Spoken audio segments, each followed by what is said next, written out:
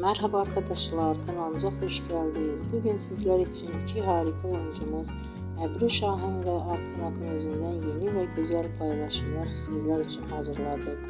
Onlar her çay dizinde rol almış ve herkes tarafından beğenilmiştir. Biz de sizler için onların güzel ve romantik karelerini hazırladık. Bu videoların devamlı gelmesini istiyorsanız kanalımıza abone olup yorum yazmayı unutmayın.